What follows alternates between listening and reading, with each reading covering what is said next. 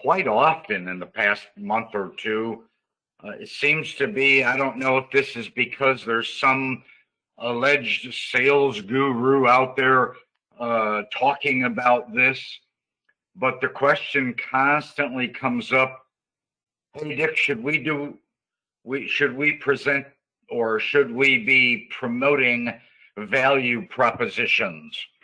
And the very term value proposition evolved back in the 80s and 90s from what was at that time a fairly intelligent concept of proposing a legitimate value to the prospect.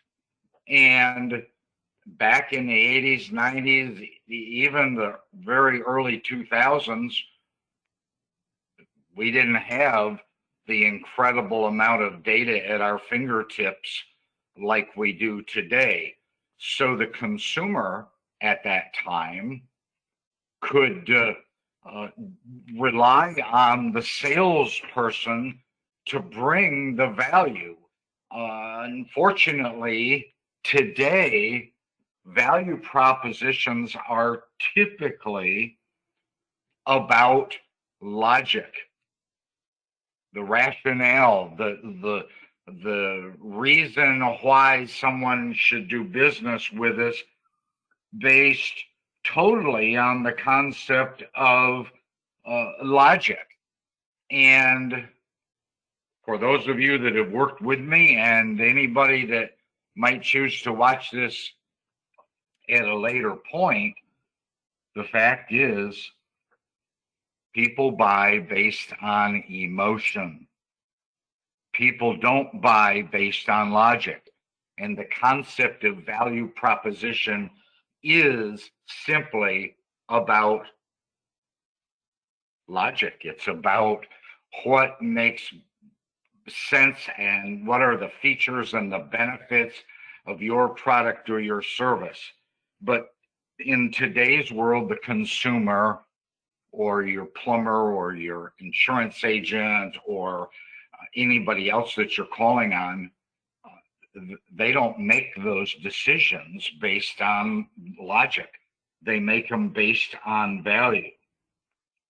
People make emotional decisions, which are their buying decisions, and it's often based on pride or fashion or comfort or their habits.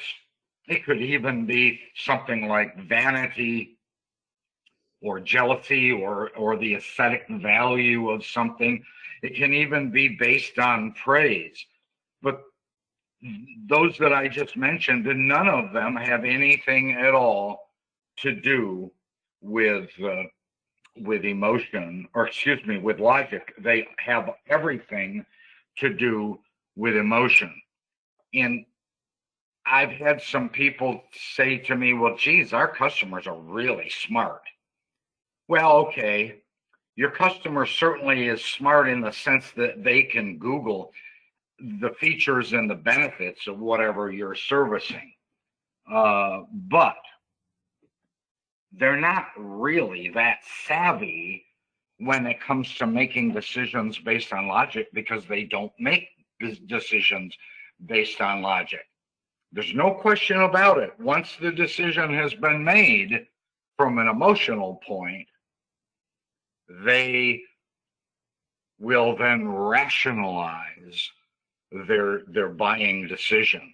They'll use the logic to help them convince themselves that they made the right decision, but it always evolves initially from the emotional side of it. Billy, I'm turning it over to you. I'm not sure how I'll know when you are done. Well, good morning, guys, and thanks, Dick. We'll do our best behind the scenes here to keep things smooth, such as life during COVID and technology. I got this question obviously, with everything going on right now with a lot of these storms in the Gulf, I got this question just recently from one of our CREST members. I just landed a large commercial loss. Why do I need to bring in a partner? One of the things that we always recommend on large losses is to try not to tackle it all yourselves. Many of us, large loss becomes something where we think the results are given and we start planning on the success and the money that comes with that.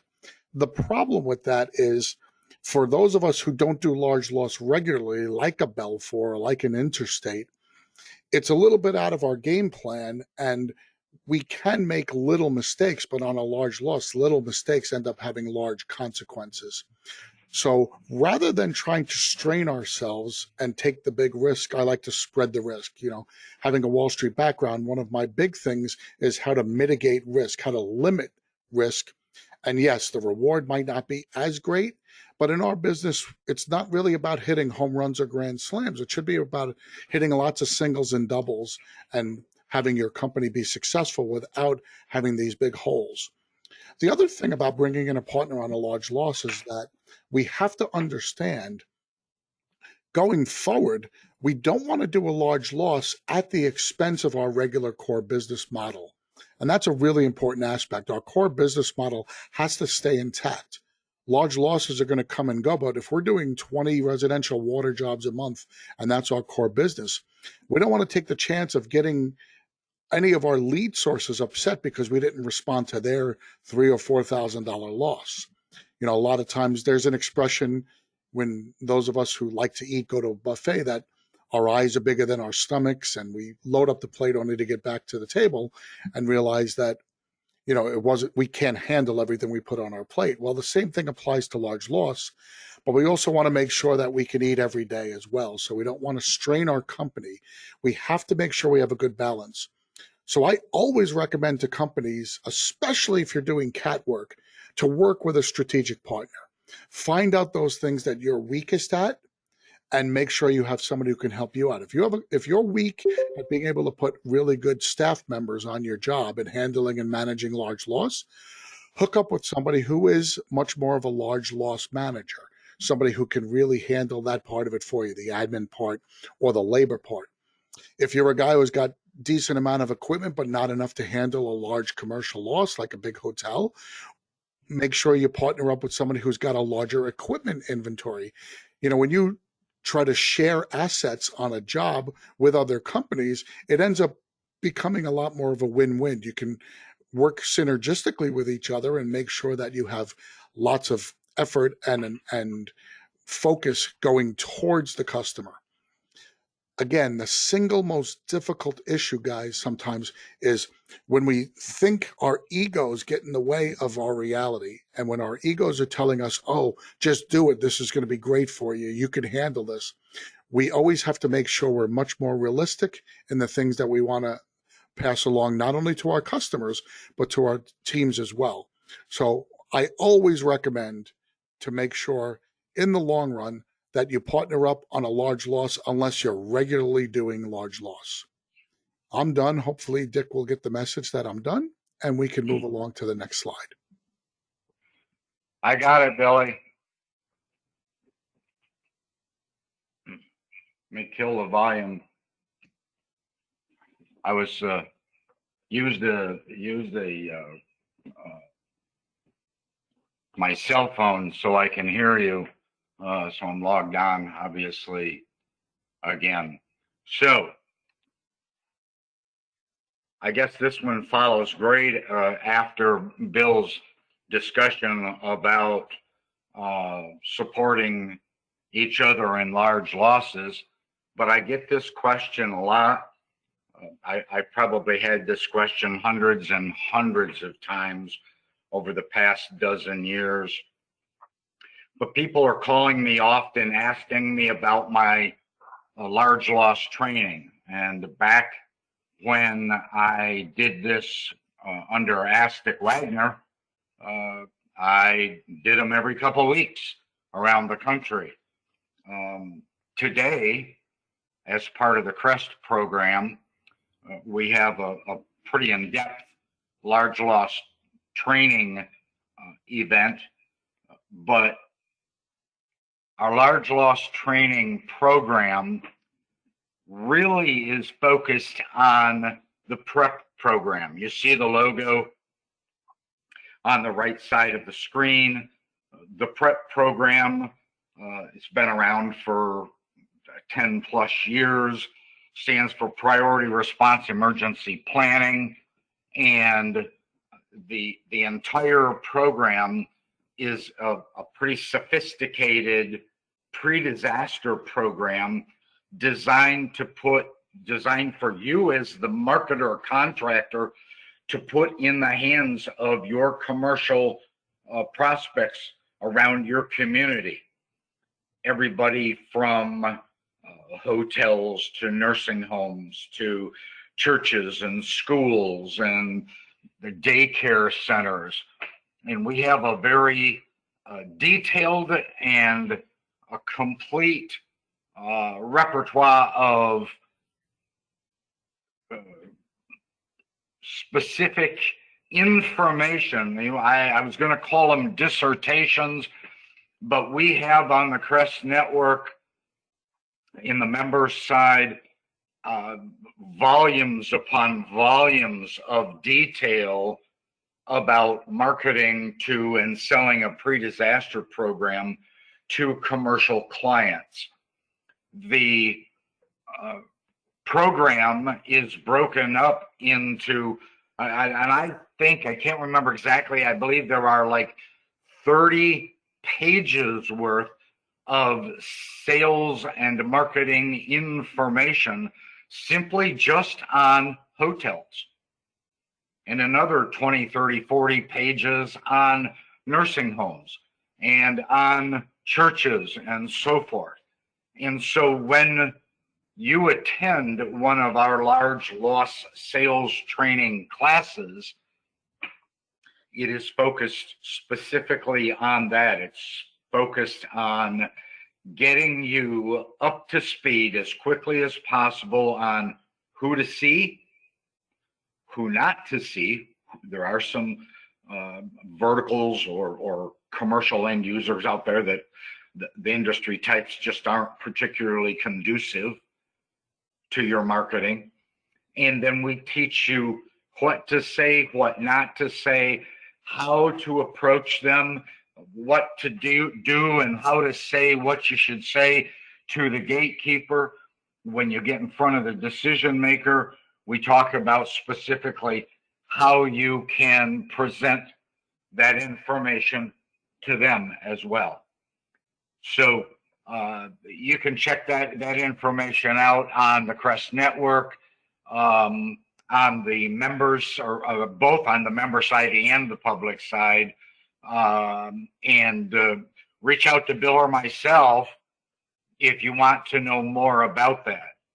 So thanks, Billy. I'm turning it over to you. Thank you, Dick.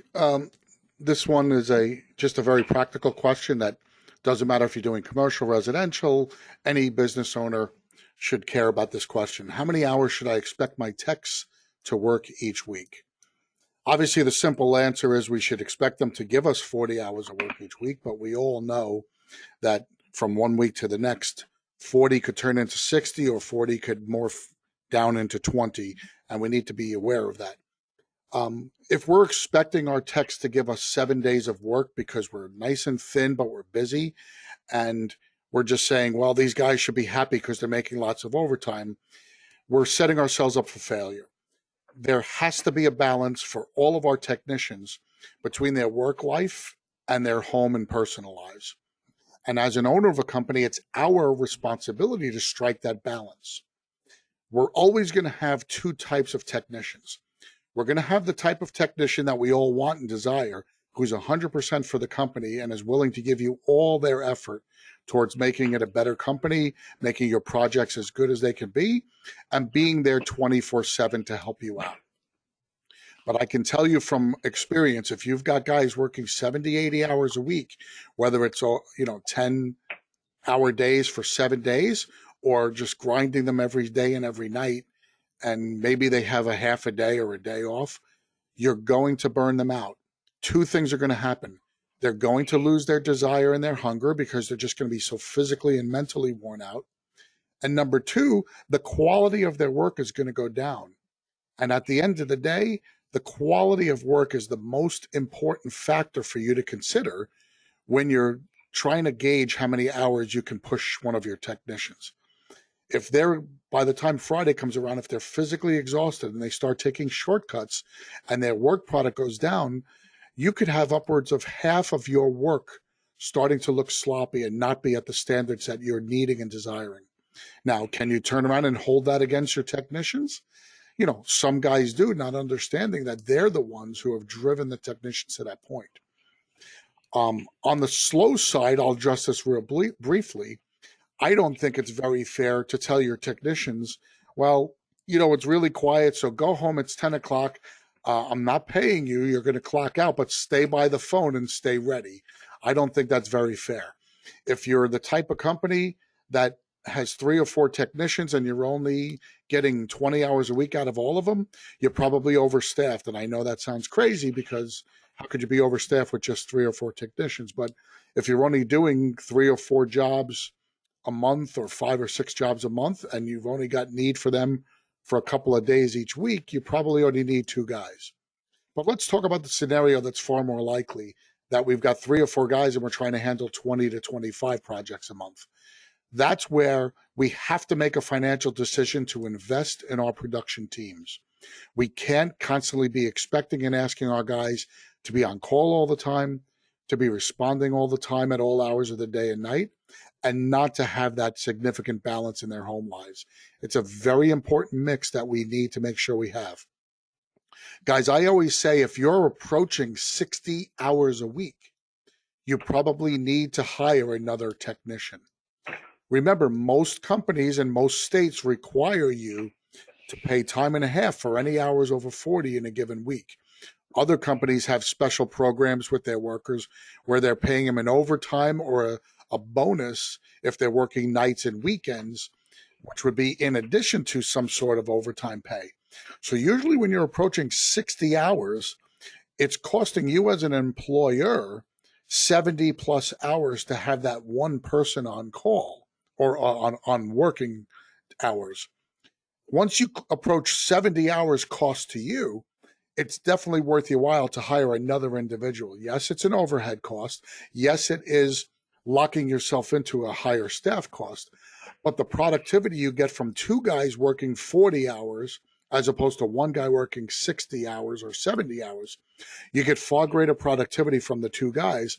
So your profit margins on those jobs should be up, your quality should be up, and your ability to handle more work should be up. So usually I like to use the rule of thumb of 60 hours. If you get to 60 hours and your guys are consistently working more than that, consider bringing on another technician. Let's not push them and just say, well, he keeps coming to me saying he's happy with the 70, 80 hours of work. Understand that in the long run, you're not doing what's best for your firm or for your workers. Back to you, Dick. Thanks, Bill.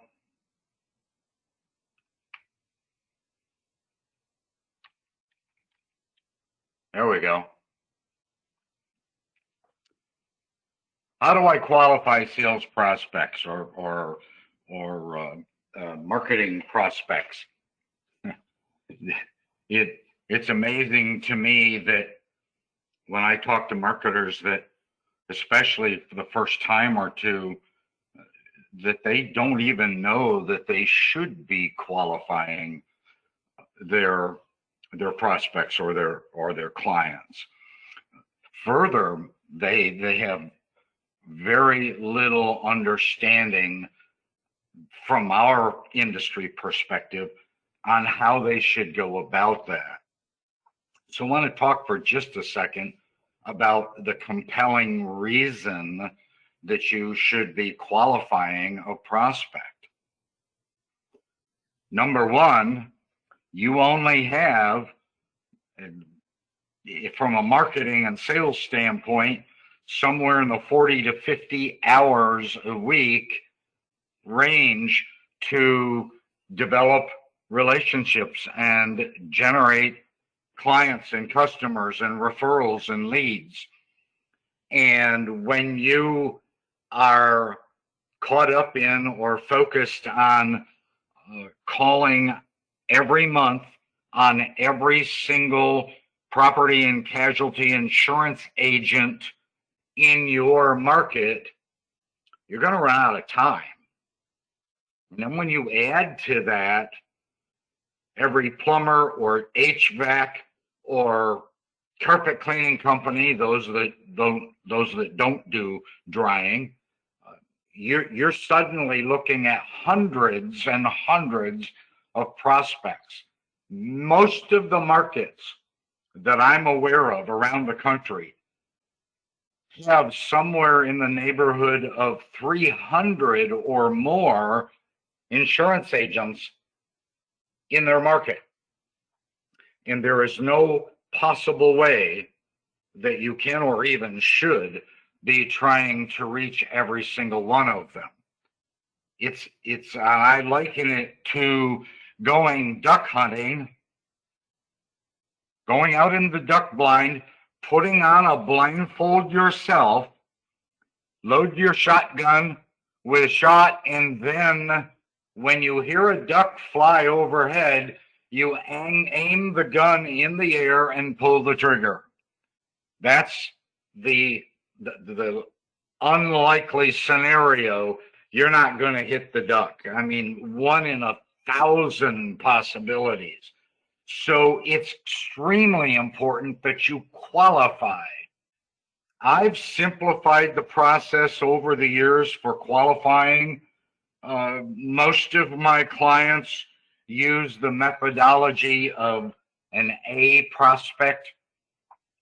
If you want to help remember the A, B, and C, A stands for awesome.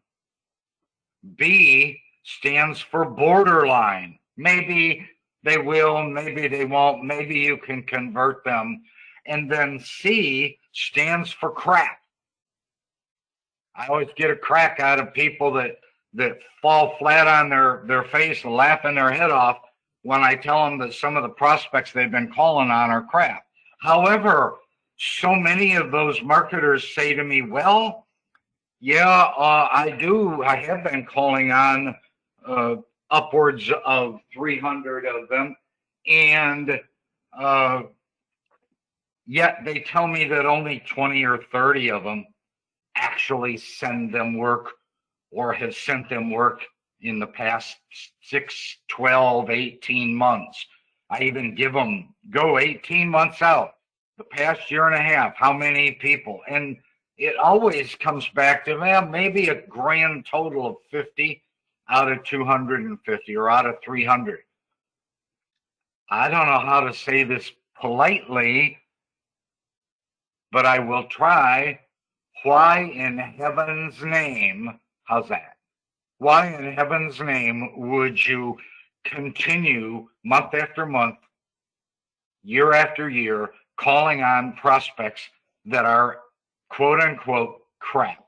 They have not, nor have they ever, will they ever send you any work. And they'll always give you the reasons if you're bold enough to ask them if they're going to refer you or if they will refer you. They'll tell you things like, I haven't had any losses. Knock on wood, I haven't had any losses. I only refer all our policyholders to Claim Central. I give them the 1-800 number. Well, we don't get involved in claims. My district manager wants us to focus on selling policies, not worrying about the claim. Or we're not allowed to refer anybody. All those kinds of excuses are just that. They're bogus, they're excuses. And the fact is that any insurance agent, if you're calling on them, any insurance agent can refer you. But the reason we never know is because we never ask. Salespeople, marketers don't ask. ASK. We don't ask the hard questions because we're afraid of the hard answers. We're afraid they're going to tell us, no, I can't refer you. And so guess what? The best way to avoid that is just to simply not ask the question. And then we keep on throwing stuff against the wall, hoping that it someday will stick. And those other 250 insurance agents will suddenly start sending us work. There is a very precise methodology for marketing to and calling on your prospects. And one of those things includes getting the guts, the stomach, the stamina to ask the hard questions. And when you get a hard answer that isn't what you want to hear, life goes on. As the saying goes, there's a lot of fish in the pond. Move on to the next person or the next client. Billy? Thank you, Dick. That was very enlightening. Why do my clients refuse to pay my balance if the insurance company cuts my invoice? Nobody's ever asked this question to me. I'm joking. I literally get 3 or 4 emails a week from CREST clients specifically asking about how they're supposed to handle this. And unfortunately, guys, for just about all of us, this issue does not start at the end of our project when the homeowner gets a check for less than our invoice and we ask them for the balance. This problem starts at the very, very beginning. I'm not speaking for everyone, but I'm speaking for the vast majority of restorers in our industry, especially the independent restorers who do not get their work from programs. If you get your work from programs, you've already signed away your right to bill as you wish and to chase down your money as you wish.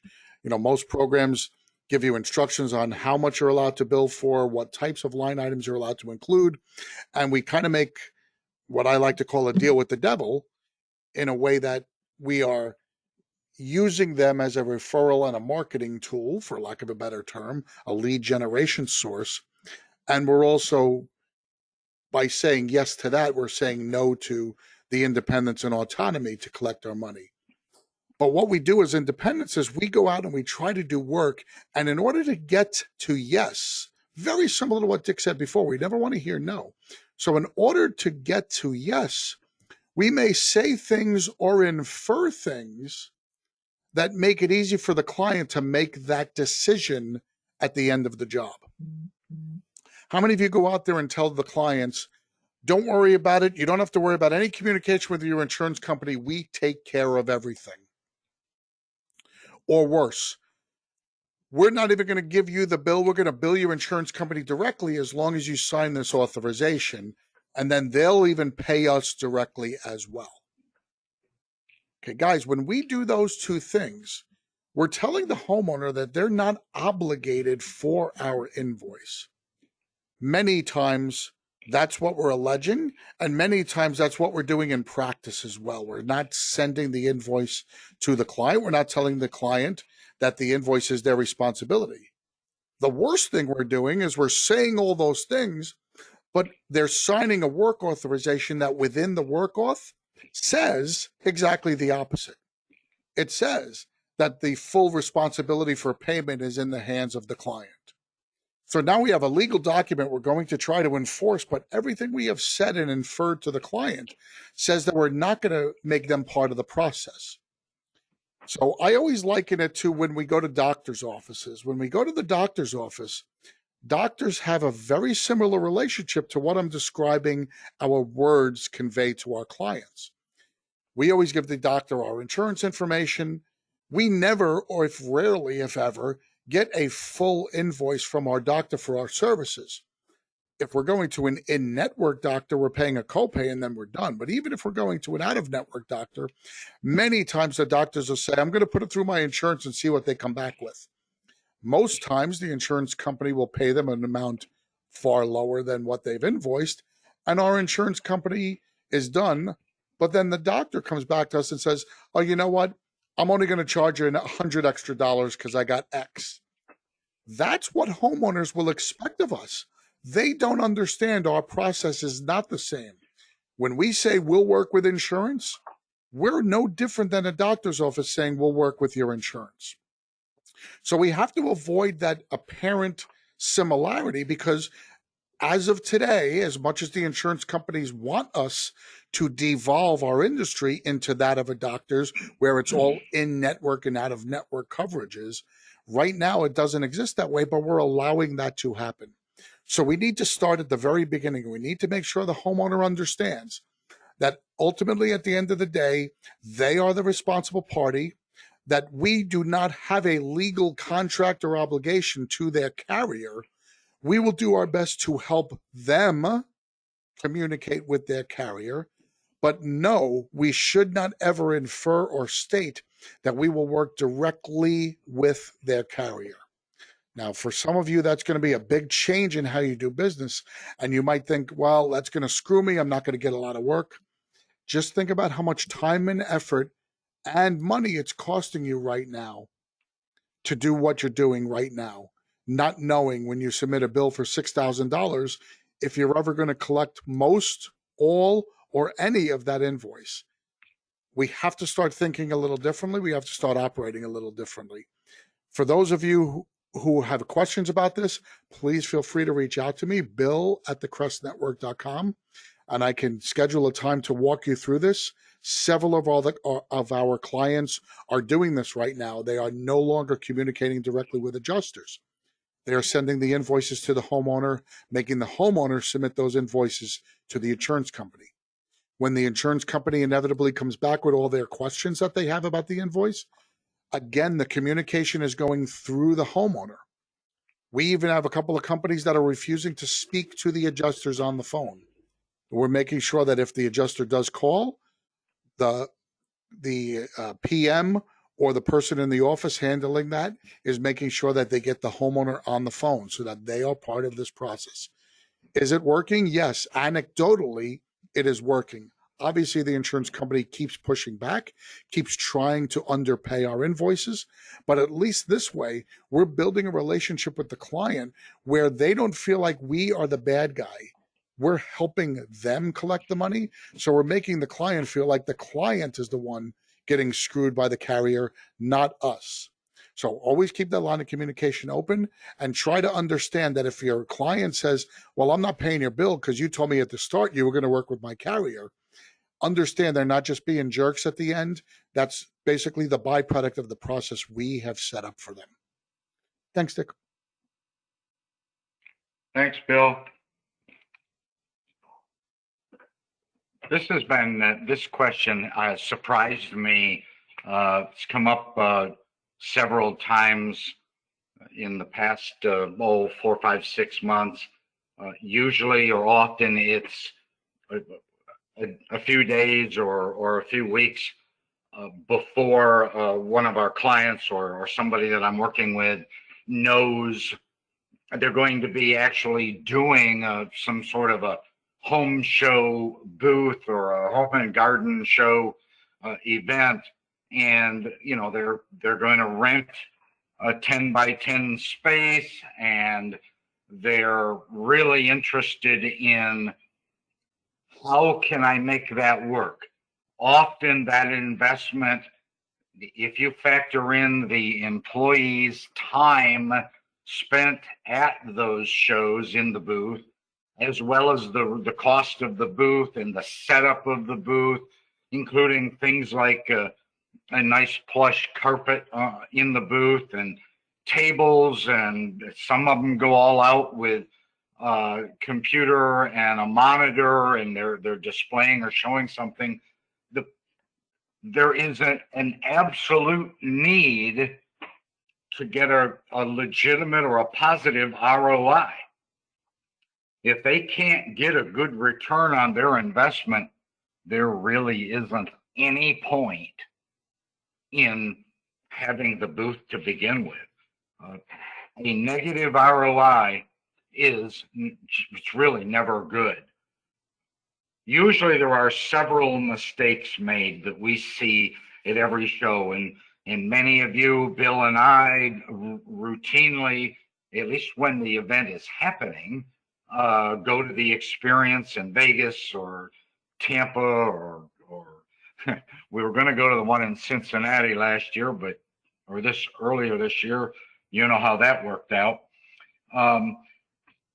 So many times in an effort to maximize their opportunity, I have seen booths, especially those where they're selling a product or products. I have seen them have tables and shelves and ledges loaded with their products, or I have seen them create a backdrop that is so cluttered and so overwhelming with text and so forth that the person walking by the booth, they're going dizzy. The whole goal of a booth is to have a conversation with as many as possible. It's called a touch. I don't mean touch them. I just mean have an exposure to them, have an interaction with them, build or attempt to begin to build a relationship. Some of the things that I have seen people do in a booth is they're so anxious to get in to the show that, and when they find out that all the good booths are taken, they opt to take some booth in the far back corner that gets very little traffic. There's no point in that. Save your money. Don't overload your booth with product. Don't put an 8-foot table across the front of your booth where you stand behind the table. Or even worse, you put the table up and then you put 2 chairs there and you sit down comfortably in those chairs. You should be standing and your table shouldn't be blocking the booth itself.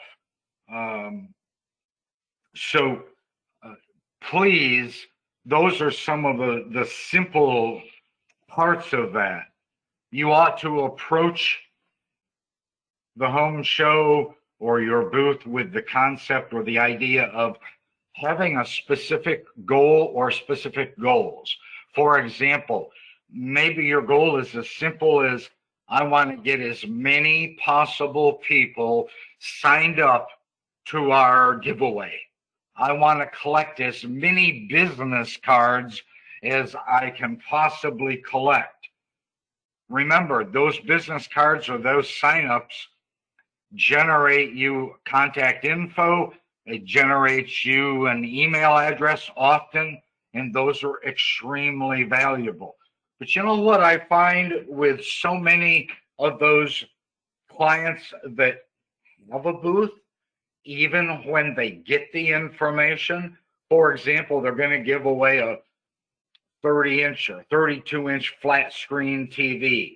And so people take the bait, fill in their name, address, phone number, email address in the hopes of winning that. Often a name is drawn, and that's all they ever do to follow up with that potential prospect. They don't email them, or if they do, it's a one-time shot. They don't call them. They don't send them a personal note thanking them for visiting the booth. There's no follow-up whatsoever. And I probably should mention this. They're not, those people walking past your booth, they're not looking to make friends. They are there out of curiosity. They are potential candidates, but how you engage them in conversation by asking them a leading open-end question when they come up to or walk past your booth, that's important to engage them, to reel them in, at least get them to stop for a moment so they can answer your open-ended question. And when they're a little hesitant or their answer isn't real clear, I love the phrase, Should we talk? When you ask the phrase, should we talk? Some people will say, sure. Some people say, no, I'm good. But if they say, sure, it's kind of like the salesperson not wanting to ask a hard question for fear of a hard answer. Can we talk? No, no, no. Or should we talk? No, no, no. I'm good. I'm good. No reason to, and they keep right on walking, or they refuse to take your brochure or your flyer or whatever it is you're handing out. So if you want to develop a great home show booth and make it effective, generate a good ROI, give me a call. We don't, Bill and I don't sell, the CREST network doesn't sell anything related to creating a home show or a home and garden booth, but we can help you with providing good information on how to make it effective. Thanks, Bill. Thank you, Dick. It's funny, you mentioned something in there about having a plan, go in there with a certain goal, getting names or leads or whatever. I think that's going to apply to basically every slide and every question we have in every aspect of our business. I mean, go back to my first question about partnering up on a large loss. You should always go into every project with a plan. You should go into every year with a plan. You should go into basically everything we do as our business with a plan. So I really love the idea of committing yourself to having a plan. Why can't I get my crews to keep the trucks and warehouse clean? The short answer is because you don't have a process for it. The longer answer could be 100 reasons, even if you do have a process. Normally, the main reason why trucks and warehouses aren't kept clean is because it's not part of everybody's everyday regimen, or because your guys are working too hard. This goes back to when I talked before about if you're asking a guy to work 60 hours, you have to leave enough time for them to come back and clean out the truck and make sure the equipment is cleaned and restocked on the shelves. You know, guys, very few of us realize this, but in Xactimate, as much as we all like to complain and, you know, have our comments about what Xactimate does to our business and how it's undercutting us, and in many ways it is, but here's something that Xactimate does that a lot of people don't realize. We get paid for an 8-hour day in Xactimate. However, when they build in their formulas, they only build in a total of 5.5 hours of actual work at the job site. The other 2.5 hours are considerations given for things like travel time, breaks on the job, lunch, and equipment setup and takedown, which would include when you get back to your shop, making sure that the guys empty out the truck properly. There is 2.5 hours each day that they are not literally doing the thing in the light item. For instance, if it's remove drywall or remove baseboard, the amount of money you're given assumes an 8-hour day with only 5.5 hours of doing those activities.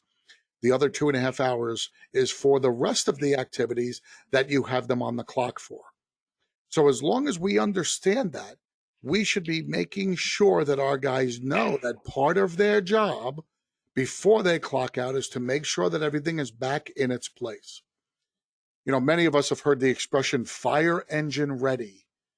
It's never good enough to let our guys come back from a job regardless of the time. And I understand sometimes if they show back up at your shop at 2 a.m. and they're wiped out, they're not going to be functioning properly. But 9 times out of 10, they're coming back at 4, 4:30, 5 o'clock to your shop. They have to devote the time to getting that truck and that shop fire engine ready.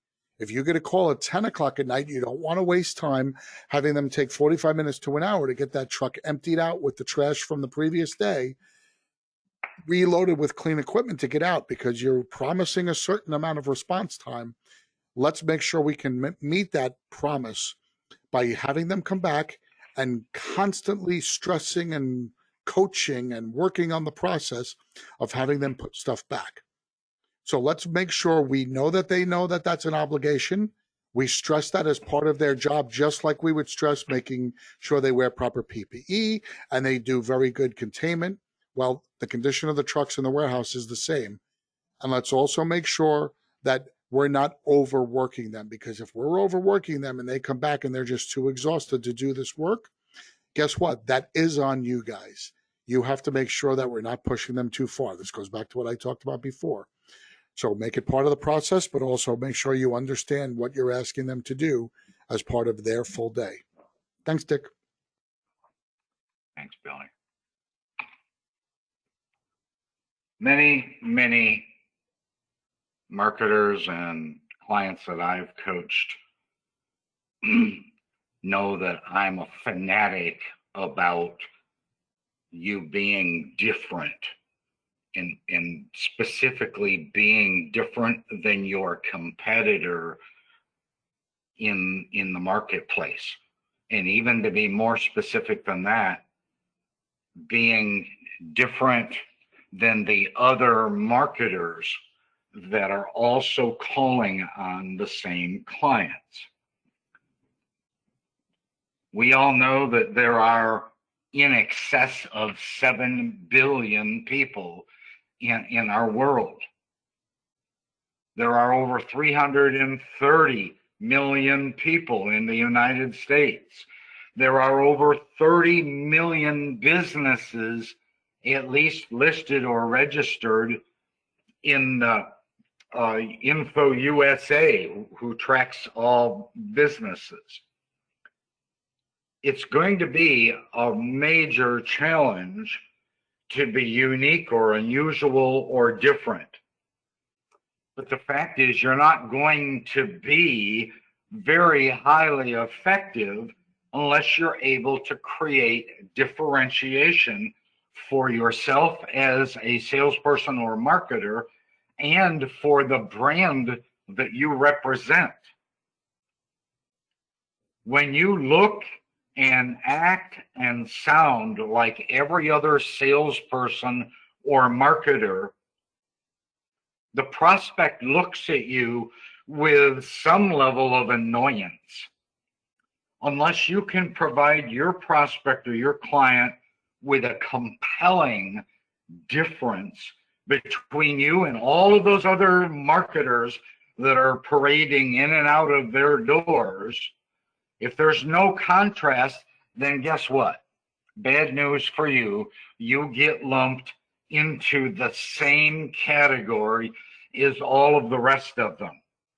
One of the very simple ways to separate yourself is to learn how to speak differently. The fact is, differentiation is the single most important aspect of your sales and your marketing effort. If you're not comfortable, if you're unwilling, if you just simply resist learning an elevator speech, and I mean, in this case, it's an elevator speech that's 3 sentences. Hi, my name is Dick with the CREST Network. That's 1 sentence. That's pretty easy for every one of you to memorize your respective name and the respective company you work for. That's a no-brainer. So that means you only have 2 more sentences to learn and to memorize. And people say, well, when I do that, it doesn't sound natural. You're right. It doesn't sound natural. You have to practice. You have to say it over and over and over again so that it no longer sounds canned, but it sounds comfortable and natural, and you don't have to stumble over it because you have it committed to memory. Your elevator speech should include things about your client that demonstrate your credibility and your believability. Just doing that alone helps toward your differentiation. You have to separate yourself from every other marketer, and that can include, it isn't the exclusive, but it can include personal branding. Many of you have heard the story of a marketer here in Florida that was comfortable wearing cowboy boots in Florida. And she was a 20 something and she was comfortable wearing sundresses here in Florida. And I encouraged her to wear a cowboy hat as well, which she was comfortable with because she lived on a horse farm. That's the personal brand. She became known as the cowgirl. And what a great personal brand. The personal brand is one aspect of being different, of considering yourself as separate and unusual and unique from every other marketer. And let me remind you, there are on average in a typical insurance agency about 15 marketers a day going in and out of those insurance agent doors. That's a national statistic. That isn't my number. I was told that through the Insurance Agents Association, and they've tracked it for years, and it still holds true today. Geez, how are you going to demonstrate that you're not the same as everybody else when 15 different people are going in and out of those offices every day? That's number one, extremely important for you to qualify your prospect, which we talked about a few slides back, and also to separate yourself by saying, acting, sounding different than your competitor. Bill? Thanks, Dick. How can I create a budget for next year? This one always comes up right around this time of year because this is when we should start being able to start making projections for the year to come. Now, in our industry, I've heard all the excuses about, well, there's no way you could possibly budget because we have no way to know. And that is true. We have no way to know what's coming in next year, but that doesn't mean that we should not go forth with the exercise. And I'm going to make this real simple. There's two ways that you can create a budget. And I'm going to give brief explanations for each of them. Should any of you decide you want to entertain the prospect of creating a budget, and I'm encouraging everyone to do so, I'm here to explain it. So just give me a call, drop me an email, and we can walk through step by step. It's actually fairly easy once you have certain information about your company. The first way you could do a budget is what I call break-even budgeting. You can give yourself a threshold of what you need to do to break even for the year. So that's really easy. You figure out your fixed costs, which everybody who's an owner should know what their fixed costs are. That's all the money that's on your P&L statement that's below the line. That's the money you're spending regardless of whether you do any work. Your rent, your utilities, your insurance, things like that. All of your payments on vehicles, things along those lines, your marketing costs, your administrative staff costs. If you know what those numbers are, you add all those together, and that's kind of like what you need to, that's your nut you need to cover. So then you back engineer from there, how many jobs do I need to do to cover that? And that's all well and good. That's a great way to at least give yourself a bare minimum. Now, the way that Dick and I have been talking this whole hour, it's really about having a plan. So this is even better. Let's have a plan. Let's look at what we have been doing. Let's look at what we can pretty much guarantee ourselves to do from a production standpoint. And let's put together what I call a forecast budget. Let's forecast, given the trends of our company. There are a lot of things we need to know, and it's a little more in-depth than break-even budgeting, but it's far more effective in driving your plan. I hate the thought process of, plan for the worst and hope for the best. How about let's plan for reality and work and strive to meet or exceed reality? Planning for the worst sometimes we don't analyze properly what is the worst, and then we put ourselves in a really bad spot. We also don't set expectations high enough. One of the biggest mistakes we all make as owners and as leaders is that we don't ask enough of our people. We don't set the bar high enough. People want to be led, people want to be motivated. So we need to make sure that we do that for them and not just make it easy. So I don't prefer the break even. I really prefer the forecast budget. But this is going to require us knowing some things about our business. We need to know what our average amount of jobs per month is. We need to know what our average job size is. What's our average bill on a residential water damage project? How many of them do we have? And then we also need to know what our average gross profit is.